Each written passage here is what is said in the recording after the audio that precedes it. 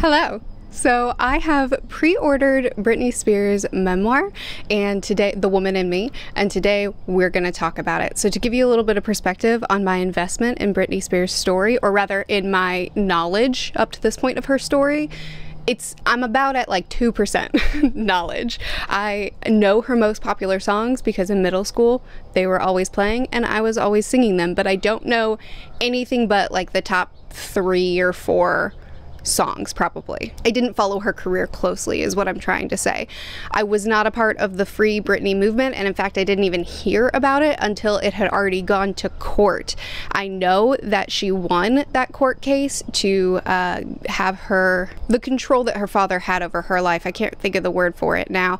I know that she won that court case to have that control removed, and now she has control of her life back, and that has been a really traumatizing part of her life. But beyond that, I know nothing. I say all that to say that I am neither a mega fan nor am I a hater. I am a true neutral in going into this book, and I just want to hear someone's story, someone that I know has been through a lot and wants to tell her story, and so I'm here to listen. So if you have heard about this book, know something about Britney, and are curious to hear her story as well, I am going to talk about the details in this book, though not to exhaustive detail, and my goal is to talk to you about what Britney talks about in this book so that you can decide if you want to read it as well, or if you have read it and you want to talk about it, we can talk. At this point, I have read the first 56 pages. It's a very short book and the margins are wide and it's extremely quick and easy to read. So 56 pages and we've already gotten through her adolescence. She's now 16 years old. She's recorded the music video for Hit Me Baby One More Time, and she started to go on tour with NSYNC. So we're already through a lot of her life just in these 50 pages, and already it's very clear that while she has a lot of moments of happiness and she has a lot of reprieves, it has not been an easy life for her. There is a pattern of abuse through her family line, through her grandparents, and down to her parents. Her father was severely alcoholic and her mother was very filled with rage. So there was a lot of drinking, there was a lot of poverty, there was a lot of screaming in her home, and it was not a happy environment, but she had a very, very close relationship with her older brother and a very deep love for her younger sister when she came along that gave her those little reprieves, as well as friendships and things like that. And another reprieve for her was singing. To her, singing was something spiritual. It was a release, it was an expression, it was a connection to God. To her, singing was life. And it was the one thing she wanted in her life. So just 2 quick quotes to kind of give you an idea of the tone, as well as I think these 2 quick quotes kind of sum up a lot of what her childhood was. This is after she described a scene where her dad was passed out drunk on the couch and her mom was screaming for a really long time at her passed out husband in the middle of the night. So the kids were up just staring at the ceiling, listening to the screams, and it was a one-sided rage. So Britney came to her mom and started yelling at her mom, and she was like, "He's passed out. Just put him to bed. This is pointless." And her mom just continued to scream at her dad. Isn't that awful? He was the one who was drunk. He was the one whose alcoholism had made us so poor.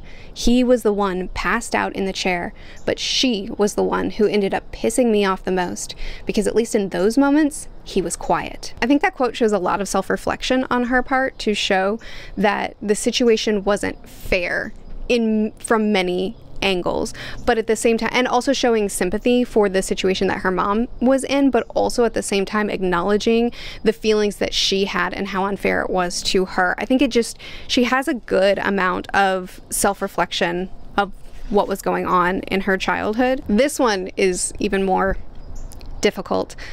I was a little girl with big dreams. This is her talking about wanting to make it as a singer. This is, she was 9, I think, at this point. I wanted to be a star like Madonna, Dolly Parton, or Whitney Houston. I had simpler dreams too. Dreams that seemed even harder to achieve, that felt too ambitious to say out loud. I want my dad to stop drinking. I want my mom to stop yelling. I want everyone to be okay. She wanted to be the next Madonna, but an even more impossible dream was a stable family home. that sucks. She also talks about how attention-seeking she was as a child, drinking, smoking, skipping out on school to go with her boyfriends, even as like, I don't remember how old she was, something like 6 or 7-year-old. Her parents would have these parties and she would get on the table and dance and sing and try to get everybody's attention.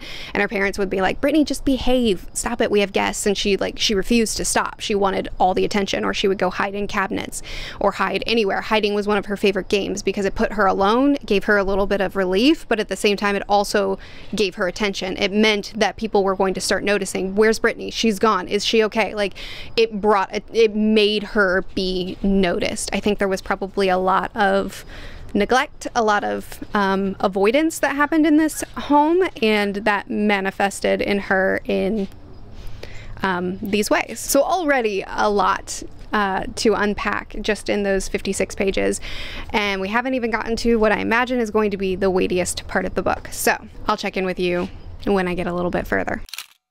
Okay, we have a lot to cover. So I am 151 pages, which means that I'm a little bit over the halfway point, and a lot has happened in these pages. So Britney spends a lot of time talking about her relationship with Justin Timberlake. They had this whirlwind romance where they were very, very close. She was absolutely obsessed in love with him. It wasn't the perfect relationship. There was a lot of cheating, mostly on his side. There were a lot of traumatizing things that happened during the duration of this relationship. One in particular that was extremely traumatizing to her. It's not something I'm going to hash out in this video because that is very much a personal thing that she chose to tell for her story that I don't really feel would be appropriate for me to dig into or talk about in my space. So I'm gonna leave that on her space. But she is very honest. She's very honest of her incredible love for him, of how incredibly difficult it was when he broke up with her, and how she just completely crumbled. I mean, she couldn't even speak to people for months. She was barely talking to anyone, and if people would talk to her, she would just not respond because she was so devastated at this loss of a relationship that she thought was forever. From there was a lot more success in her career. There was a lot more partying, but there was also a lot more criticism leveled at her. Before her relationship with Justin, there was already a lot of criticism leveled at her just from being so young and performing in so few clothes. There was a lot of criticism about what kind of role model she was. And now, as she's ending this relationship, Justin, I didn't follow any of this in real time, so I can't comment on how it looked from my perspective. All I can say is what she said, and that's that Justin essentially made her out to be the heartbreaker, the betrayer, the cheater, and everybody kind of pounced on that, and she got a lot of hate.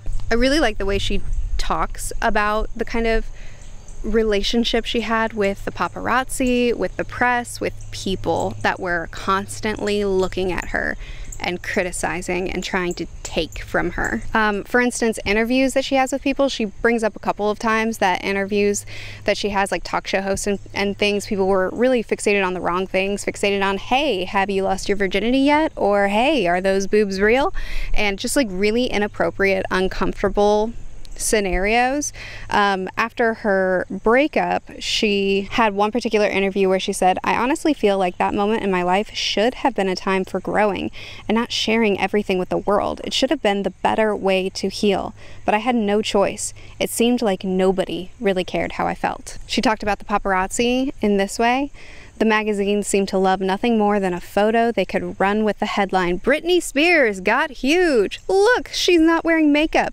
As if those two things were some kind of sin. As if gaining weight was something unkind I'd done to them personally. A betrayal. At what point did I promise to stay 17 for the rest of my life? She also, in the midst of all this criticism and in the midst of all this success and fame and the highs and lows of being on tour and feeling like the tour went really well, but also being so drained and exhausted from it, from constantly being in the public eye, she also talks about her marriage with a man named Kevin. I don't know anything about him. but he's a musician too. And they got married, and she was mad in love, totally head over heels. This was her relationship for life. And at first it was really good. They had 2 sons together, and she was really struggling, I think, with depression and anxiety. She talked about parental depression that she was feeling. She absolutely adored these kids, and she spends a lot of time really honing in on how valuable these 2 boys were to her and how they were her life, and she viewed her responsibility to them and her relationship with them as something that was the most special thing in the world to her. But she also was depressed, and you know what? That should be talked about, because those 2 things can coexist.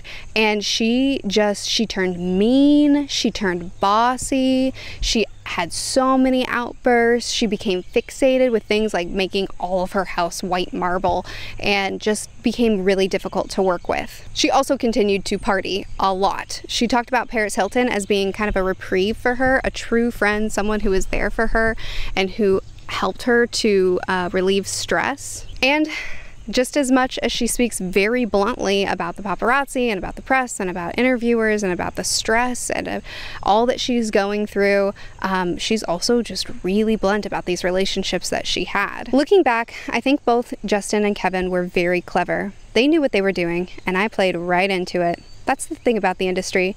I never knew how to play the game. Now I'm skipping down a couple paragraphs. So I was young, and I made a lot of mistakes. But I will say this. I wasn't manipulative. I was just stupid. That's one thing Justin and Kevin ruined about me. I used to trust people, but after the breakup with Justin and then my divorce, I never really did trust people again.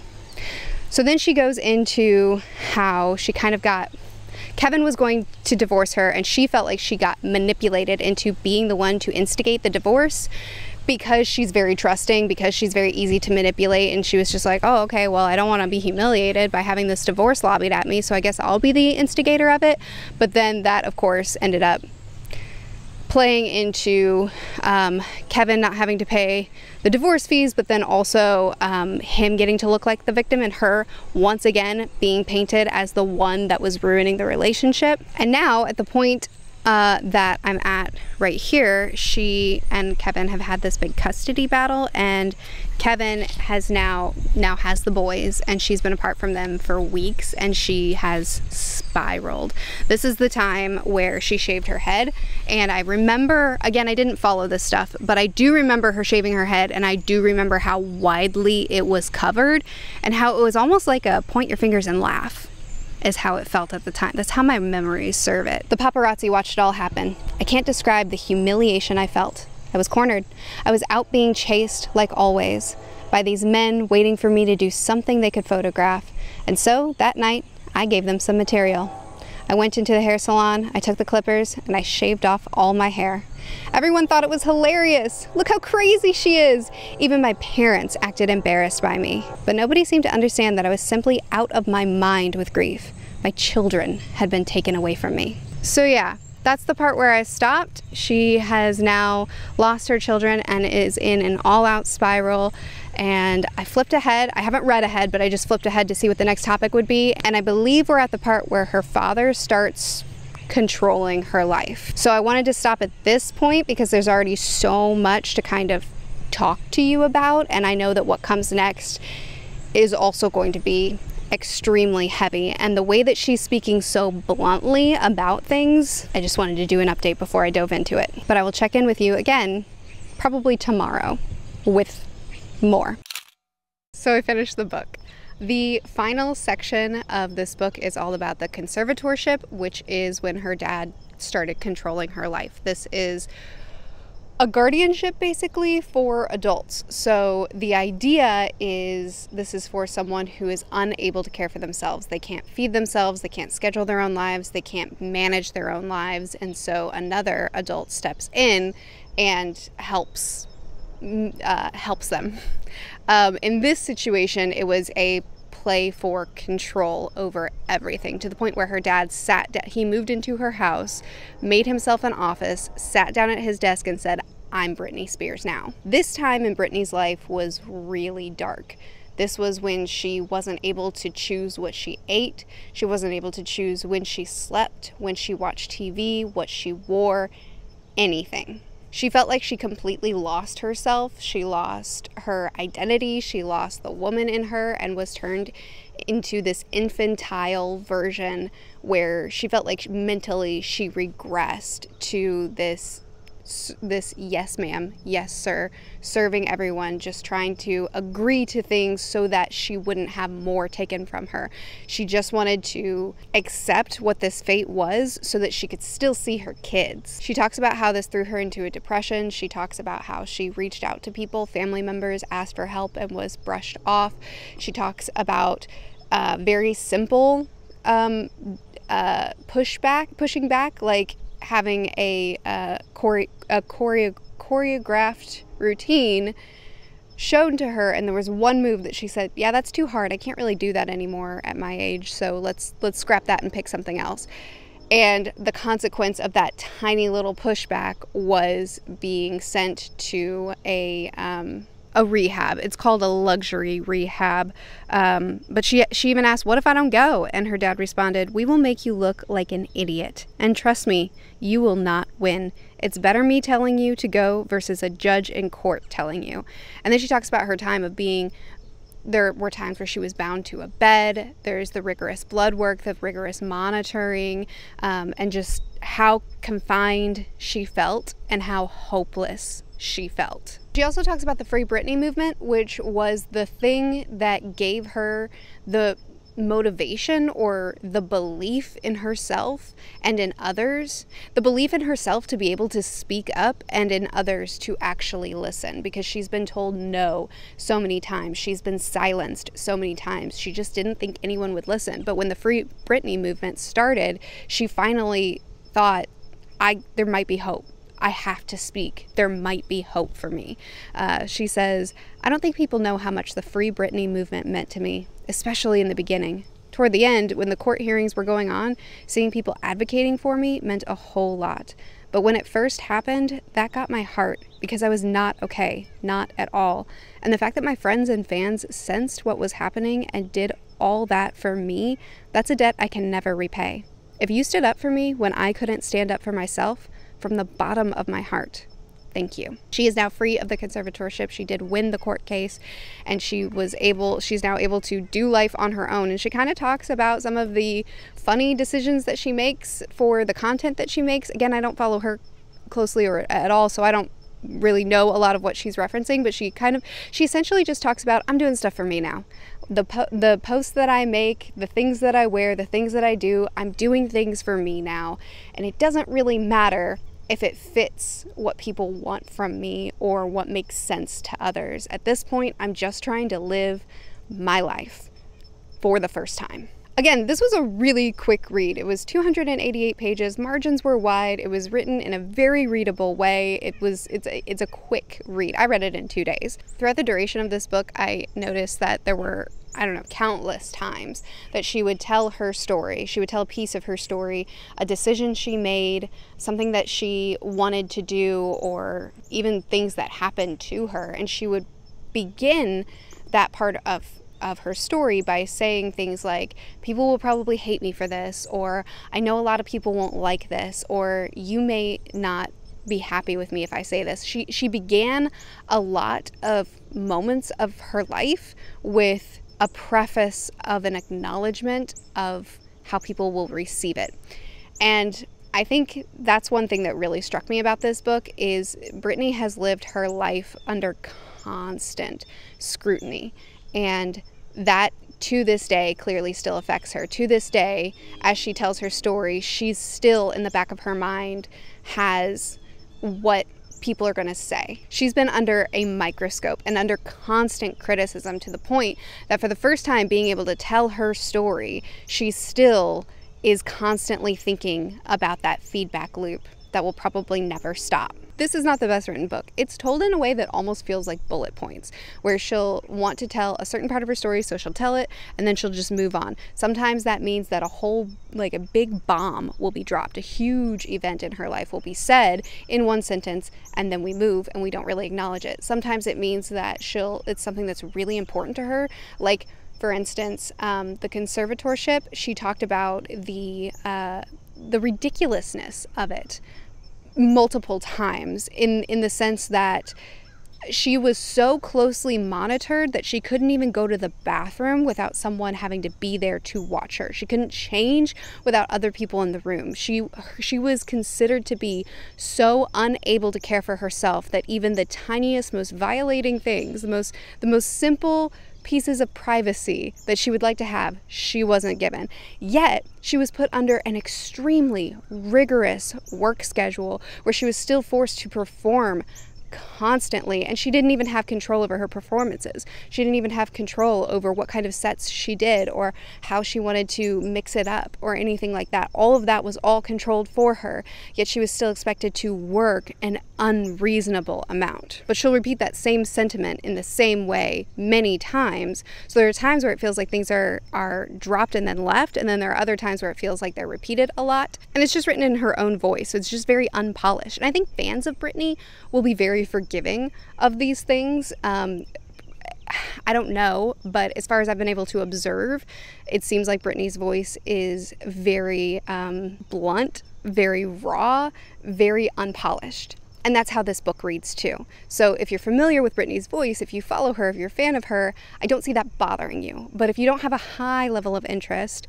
I could see it potentially bothering you or making the book less enjoyable to read. If you want my opinion, I would say it's well worth the read.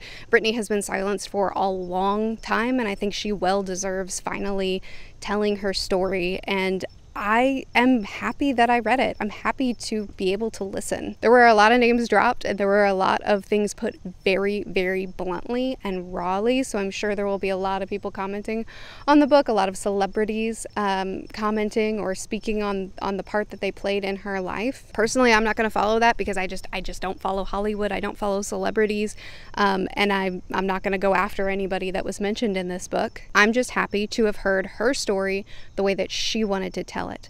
This read like it was very cathartic for her to write. So I'm glad she got to write it. If you've read it and you want to talk about it more with me, please do in the comments. If you haven't read it and this video just helped you to decide if you're going to pick it up or not, please let me know in the comments what you decided. If you like reading vlogs like this, my review channel is dedicated to content like this, which is always linked in the description. Check that out. I post videos every Monday and Friday on this channel, Tuesdays and Thursdays on the review channel. I'll see you again soon. Bye.